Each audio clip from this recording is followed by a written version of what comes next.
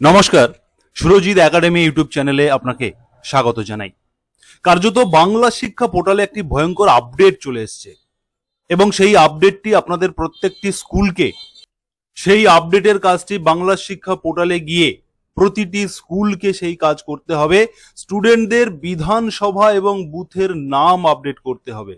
5 to 12 যত student আপনার রয়েছে প্রত্যেকটি স্টুডেন্টদের ডেটা ধরে ধরে, নামের লিস্ট ধরে ধরে তাদের বিধানসভা এবং বুথের নাম আপডেট করতে হবে।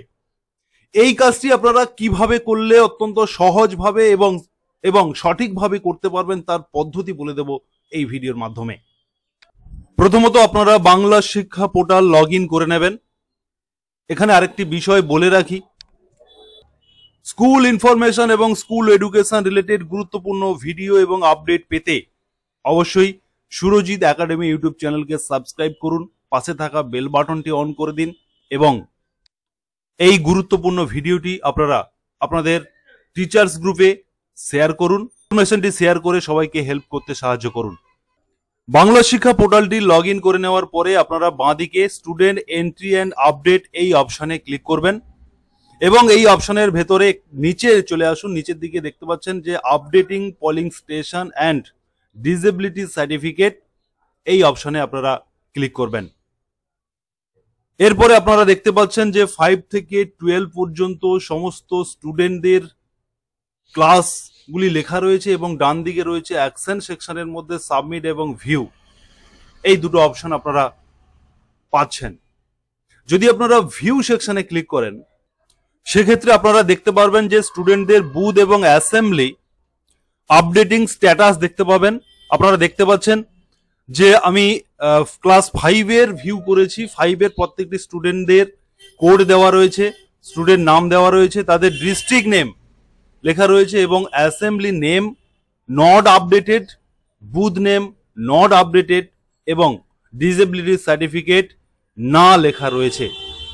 যতক্ষণ না আপনি এই তিনটি অপশনকে, তিনটি বিষয়কে আপডেট করবেন, অ্যাসেম্বলি নেম, বুথ এবং ডিসেবিলিটি সার্টিফিকেট যতক্ষণ না আপনি আপডেট করবেন ততক্ষণ কিন্তু এখানে নট আপডেটিং লেখা থাকবে এবং এই কাজটি করার জন্য আপনাকে ব্যাকে চলে আসতে হবে এবং যখন আপনি কাজটি করবেন তখন সাবমিট অপশনে ক্লিক করবেন। সাবমিট অপশনে ক্লিক করার পরে এবারে আপনাকে কাজটি করতে হবে। আপনারা প্রথমে দেখতে পাচ্ছেন যে অ্যাসেম্বলি নেম, এখানে ক্লিক করলে এই ডিস্ট্রিক্টের আন্ডারে, এখানে যে সাউথ 24 পরগনাস ডিস্ট্রিক্ট রয়েছে এই ডিস্ট্রিক্টের আন্ডারে যতগুলি অ্যাসেম্বলি নেম রয়েছে সবগুলি এখানে কিন্তু ড্রপ ডাউন লিস্টে রয়েছে। এখান থেকে আপনি আপনার স্টুডেন্টদের যে অ্যাসেম্বলি নেম সেটাকে আপনি সিলেক্ট করবেন। আমি এখান থেকে সাগর বিধানসভা করে নিলাম। এরপরে আপনাকে বুথ নেম, ওই স্টুডেন্টটি কোন বুথের, সাগর বিধানসভা কোন বুথের আন্ডারে রয়েছে সেই বুথটা কিন্তু আপনাকে এখান থেকে সিলেক্ট করে নিতে হবে এবং এরপরে এই জায়গাটিতে একটু ভালো করে দেখুন যে হোয়েদার হ্যাভিং ডিসেবিলিটি সার্টিফিকেট, এই অপশনটি অলরেডি লক হয়ে রয়েছে। তার কারণ আপনার যে স্টুডেন্ট প্রোফাইল রয়েছে সেই প্রোফাইলে যদি আপনি ডিসেবিলিটি সেকশনটাকে এনাবেল করেন এবং সেখানে যদি আপনি ইয়েস দেখান সেক্ষেত্রে কিন্তু আপনার এখানে ডিসেবিলিটি সার্টিফিকেট সেকশনের জায়গাটা ওপেন থাকবে এবং সেখান থেকে আপনি ইয়েস করতে পারবেন এবং তারপরে আপনাকে আপডেট করতে হবে।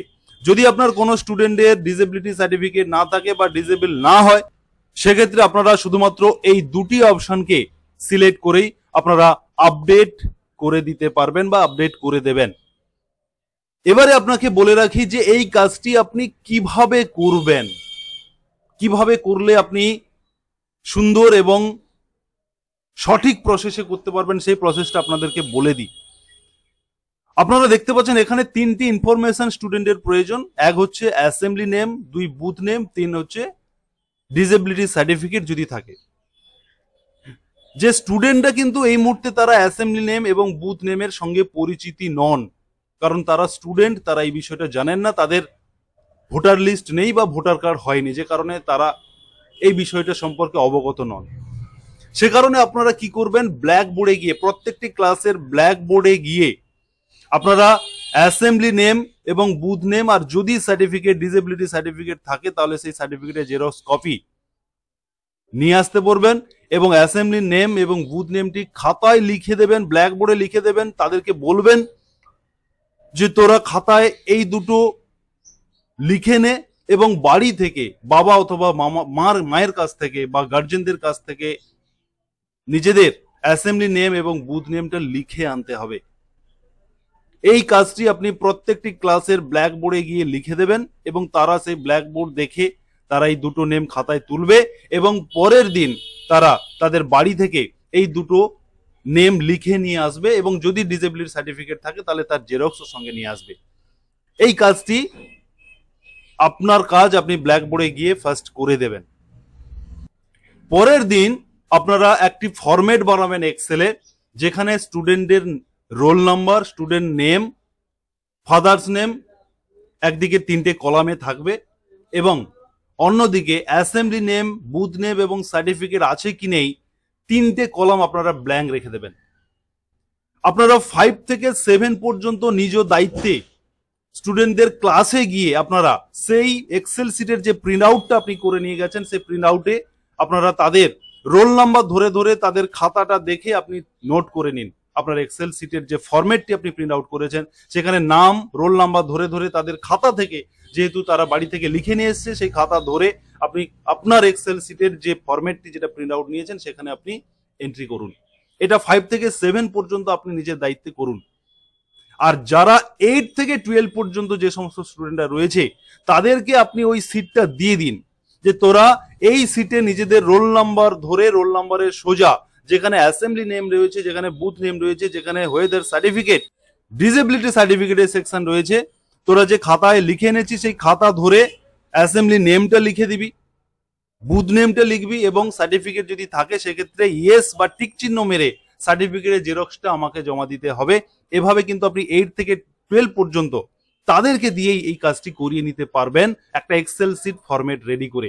এইভাবে যদি আপনি করেন তাহলে আপনার নির্ভুলভাবে এবং সঠিক পদ্ধতিতে আপনি এই কাজটি করতে পারবেন। এই কাজটি কিন্তু এখনই করা যাবে, পোর্টালে সংযোজন হয়ে গেছে মানে এখনই আপনি করতে পারবেন কাজটি। কিন্তু এই কাজটি করার জন্য অফিসিয়ালি সেভাবে কোনো বিজ্ঞপ্তি এখনো প্রকাশিত হয়নি বা বিজ্ঞপ্তি জানানো হয়নি স্কুলকে এই কাজটি করার জন্য, তবে খুব শিগগিরই সেই বিজ্ঞপ্তি আসতে চলেছে।